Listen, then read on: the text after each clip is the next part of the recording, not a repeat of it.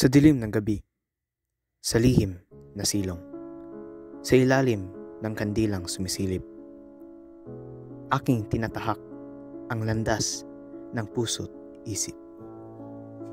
Sa bawat patak ng tinta, pagbabago'y naghuhulma. Sa bawat letra, kay saysayay dumadaloy. Sa bawat tuldok, kalayaay nagsusulat. Ang bawat salita ay tila isang espada na humihiwa sa kamangmangan at katiwalian. Listo! Ang kwento ay nagsimula pa lamang. Karga! Apuntar! Ngunit ang liwanag ng katotohanan ay walang hanggan. Consumatum est. Fuego!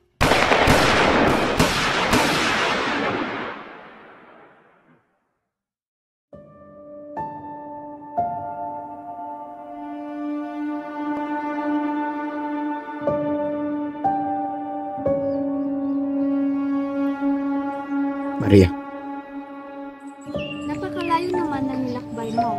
Naalala mo ba ako sa Europa? paano ba kita malilimutan na lagi kitang kasama sa alaala?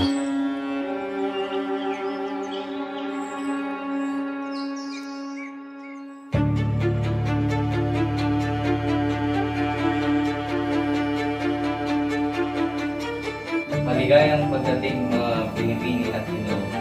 Magandang gabi sa lahat. Tinararangal kong ipakilala sa inyo si Jesus Tumaybaran. Sa lipunang ito, ang katarungan ay ipinagkakait. Mga inosente, iniusig. Mga mahirap na pinagsamantalahan. Ito ang karahasan ng ating lipunan! Tulad ng paniniwala ko sa Espiritu Santo, talagang tama ang mga Indiyo. Pusisahin niyo kung may higit pa sa katangahan at katamaran ng mga iyon.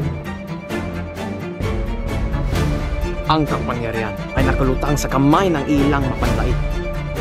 Ang mga karapatan ng mga Pilipino ay pinagsamantalahan. Itong kabalbalan ang idinatag ng ibarang iyan.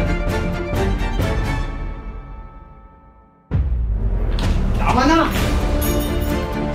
Wala kang karapatan, bastusin ang aking ama! May dignidad ito inaalagaan! Mga mamatay tao! Naloko ka na ba? Akwa mo bang gawin yan? Huwag kang lalapit sa pundasyong bato. Mag-ingat ka, Ibarra.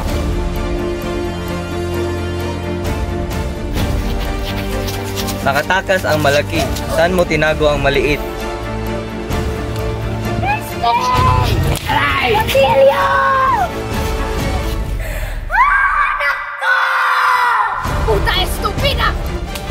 Ikakasal ko si Maria kay Linares. Ano?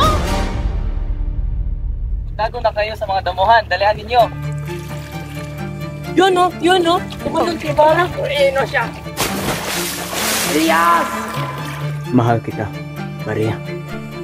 Umalis ka na, Ibarra.